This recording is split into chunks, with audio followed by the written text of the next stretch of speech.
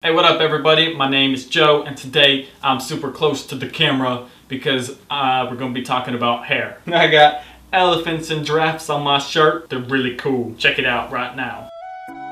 We're going back to the basics with this one, y'all, because I've done a lot of haircut videos recently, but it's been a while since I've used my own hands to style a hairstyle. So these are just going to be a few tips that you can use to make your undercut look a little bit better.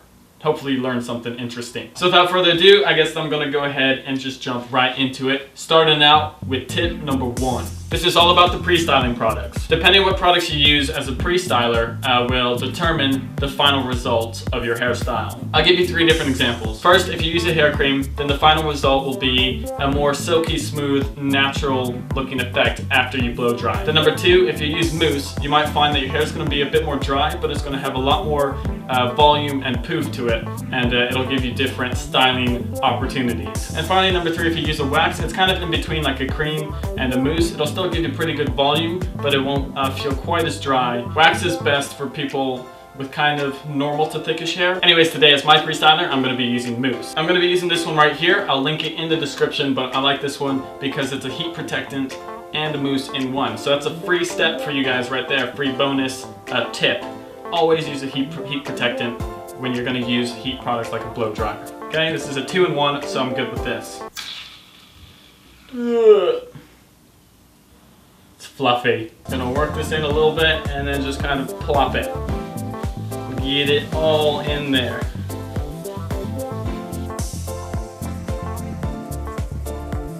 And now moving on to tip number 2.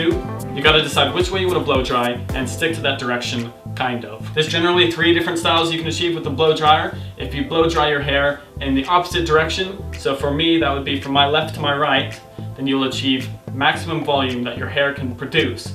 If you blow dry your hair the way that your hair grows, which for me would be from my left to my right, I'd be finished with a more smoother, natural looking hairstyle. And finally, if you choose to blow dry both left and right, so going against the way your hair grows and with the way your hair grows, then you're going to be creating natural volume with your hair still ending in the direction that it grows, since it naturally pulls towards that way. So that's what I'm going to be doing today, right now.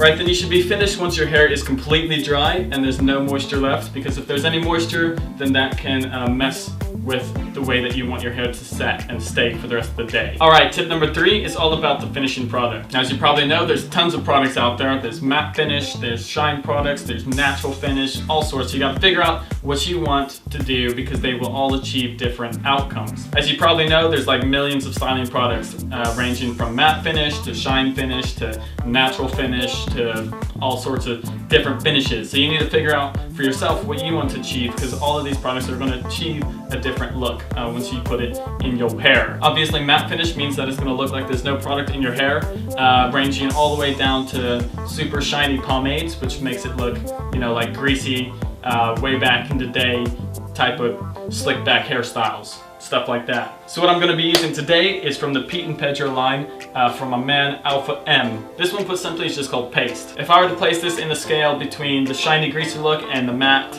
no product look, I would place it just about in the middle. So it's got kind of like a natural shine, but it's not over the top at all. And it also doesn't have a super strong hold, so it's going to give a natural finish and a natural shine. So once we've chosen our product, we can move on to tip number 4. Alright, so this tip is all about the application process. Since this isn't a very strong hold, I can get away with a little bit more. There you go. Rub it in. Make sure you emulsify it completely, so you spread it well. And then this is where the real tip is. Get it in your hair from the roots to the tips. Don't just go over the top. You gotta work it in. Make sure that your product covers your entire head of hair. Like this.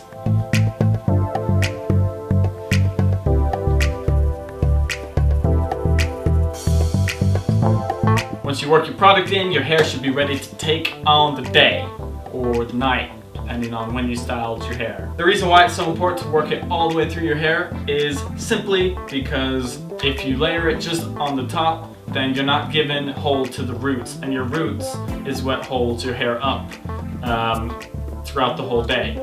Because if you just layer it over the top, it might look good for the moment, but I can guarantee you it's not going to last very long. Whereas if you work it all the way through, it's going to last a lot longer. You got it? Right, and if you'd like to get your hands on this product right here, or any other from the Pete and Pedro line, then check out the coupon that I've got in the description for a discount, and also the website. Does that sound good?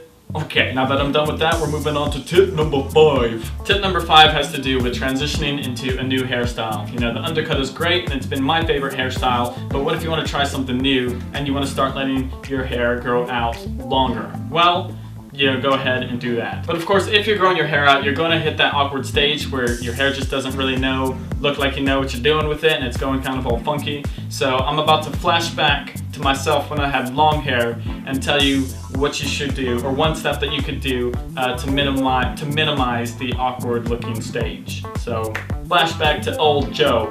Right guys, we're jumping into the past when my sides have started to grow out. The most noticeable thing when hair starts to grow out, especially if you've gone from an undercut, is around the ears, and this area just starts looking a little bit messy. So what you want to do is take your razor, whichever one that you got, and don't have any guard on it, so it's just a 0 like this. So what you want to do is take all the hair that's behind your ears and bring it in front like this, because that's everything that we want to chop off. And yep, just check it out.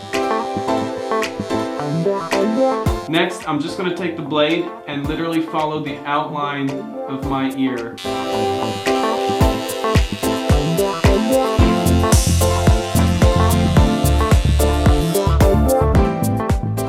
Alright, not finished yet, but that's already much better.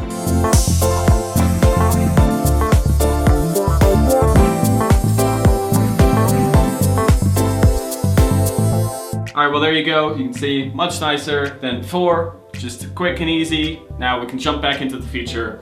See you guys. Alright guys, well that's it for this week. If you're not subscribed to Alpha M, this video is going up on his channel as well. So you should go check him out, because he knows a lot of stuff about style and stuff like that. Grooming. Yeah, pretty legit stuff. And that's it. I guess I'll see everybody next time. Bye-bye.